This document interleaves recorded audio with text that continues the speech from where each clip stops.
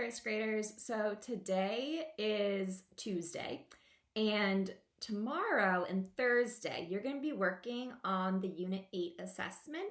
So today is going to be a little bit of a review of things that we've been working on. There are 3 things that I'm going to work on this video. The first thing we're going to look at is halves and fourths and the names for those shares. Then we're going to be looking at our frame and arrow diagrams and our function machines to kind of get some more practice with those. And then last, we're just going to do a couple addition and subtraction problems to practice those when maybe they don't look the same way you always see them. So when they are shown in a different way, they're a little more tricky. So we're going to practice those 3 things today, and then you're going to be all set for tomorrow.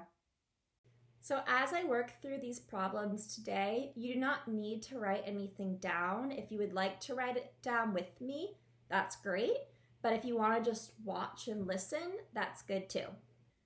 All right, so we're going to start with talking about halves. So I have a piece of red paper. The first thing I want to do is share this red paper between 2 people. So I need to cut it in half so that each person gets an equal share of the paper.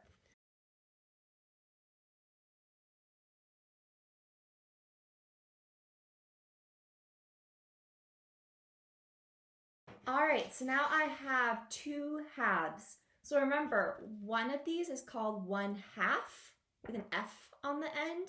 If we have 2, it's 2 halves. The F turns into VES. So 2 halves, 1/2. Another name for this is 1 out of 2 parts. So together there are 2 parts and 1 out of 2 parts. All together, it's called 1 whole because we have 1 whole piece of paper all together. Now to make fourths, I'm going to cut each of these halves in half again.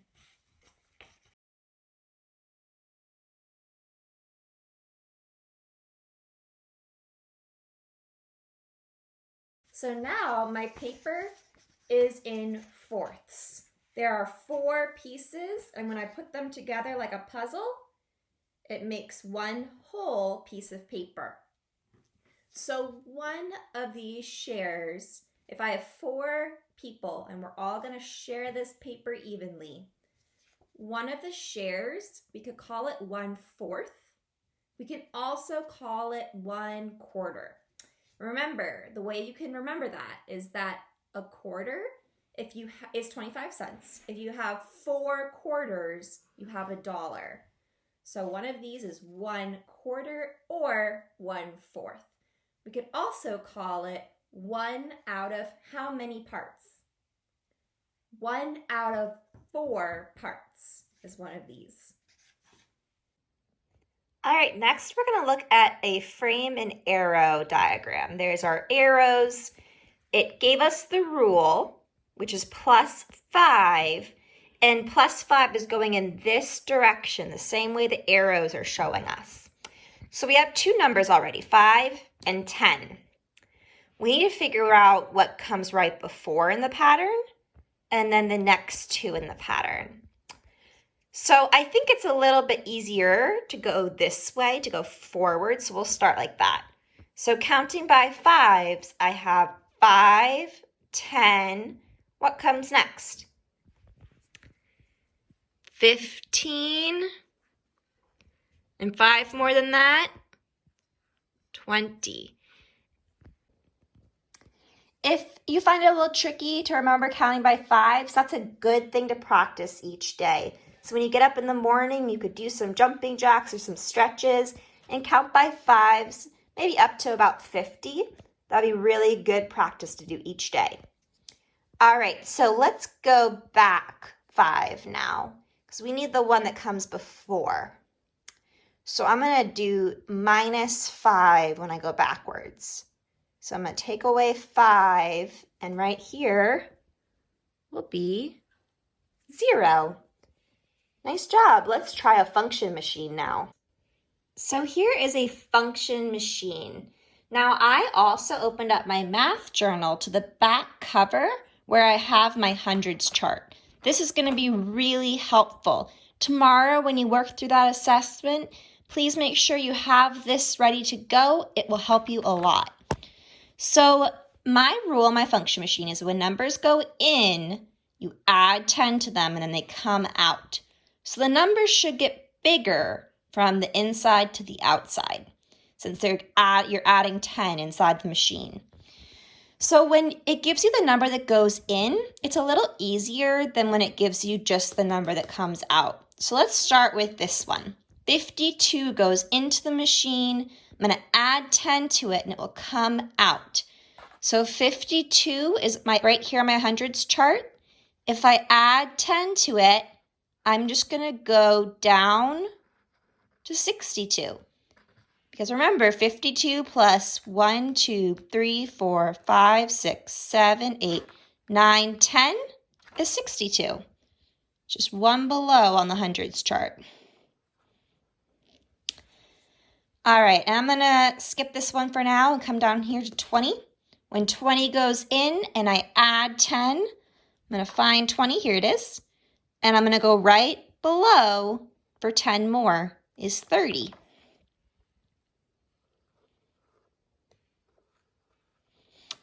All right, so now for the ones that it just gives you the out number, this can be a little confusing, but if you're going from out to in, if you're going this way through the machine, you're going to do the opposite of what the sign is asking. So instead of adding 10, if you're going this way, you're going to take away 10. So if I'm going that way through, I'm going to start with 45 and take away 10 from it. So I'm going to go over to 45 and I'm going to take away 10. So I'm going to go right above to 35. And that will work because if 35, I can check it. If 35 goes in and I add 10 to 35, it comes out as 45. So 16, since it's going the other way through the machine, I'm going to do the opposite. I'm going to take away 10. 16 minus 10 is 6. And there's my completed function machine. So sometimes we have problems that look like this. This is tricky since we don't know the starting number, but we know minus 5 equals 2. So usually the number we don't know is at the end of the problem after the equal sign, but when it's here, it's a little bit more difficult. So I know that whatever this number is, when I take 5 away from it, I'm going to end up at 2. So to solve it, I'm going to work backwards. Because I don't know where to start on my number line. And normally I would start at a number and then go back 5, and I'll land at 2, which is my answer. But I don't know where to start. So to go backwards, I'm going to start at 2 and go up 5 to get back to the starting point. So I'm going to start at 2, and I'm going to go up 5. 1, 2, 3, 4, 5. And I got to 7. You see how normally, if this was the unknown, if we didn't know what it equaled, and we had 7 minus 5, we would start at 7 and hop back 5 to get to 2. So to do it this way, we need to start at 2 and go back through. So let's try another one. Again, we don't know where to start to do our hops back. We know we're going to end up at 3, and that it took 6 hops to get back to 3. So let's work backwards. We're going to start at 3 and hop the 6 hops to see where our starting point was. So I'm going to start at 3 and hop 6. 1, 2, 3, 4, 5, 6. It gives me 9. And look at that, is that right? 9 minus 6 equals 3. 9 take away 6 equals 3. Yep, that works. Let's try a little different now. All right, now the unknown number is the one in the middle of the problem. So we have 11 minus something equals 4. There's 2 ways we could look at this. The first way is using a number line. we know we're going to start at 11. We're going to take away some amount of hops, but we're going to end at 4. So I'm going to start at 11, and I'm going to end at 4. I don't know how many hops, but I can count as I go to see how many hops back that takes. So I'm going to start at 11 and go back 1, 2, 3, 4, 5, 6, 7 hops back. And that tells me 11 take away 7 equals 4. The other way you could look at this is 11 take away 4 equals, and then solve it that way. Because remember from our fact families, 11 minus 7 equals 4 is one way we could write it. 11 minus 4 equals, what other numbers in that fact family? 7. So if it works for you to rewrite it like that, some people like to have the number that they don't know at the end. That's fine. If solving it like this with a number line makes sense to you, that's awesome. All right, this will be the last one we do today.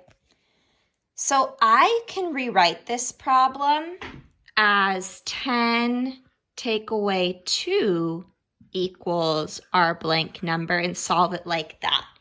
If that makes you more comfortable, do it this way. If I'm looking at it this way though, I know that I start at 10 and I know that I end at 2.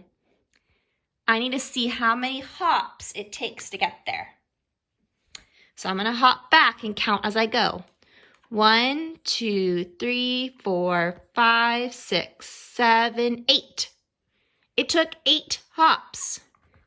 Just to check, does this work too? If I do 10 take away 2, is that the same as 8? 1, 2. Oh, it works too. So that's all for today. Nice job reviewing some of those things that we've been working so hard on. Make sure that you go into your math journal and go to page 183, right here. This is the one I want you to do today as practice. So you'll see we have some function machines to practice. We have some frame and arrow diagrams to practice. So make sure you go through these today on your own. I'll see you all tomorrow. Bye.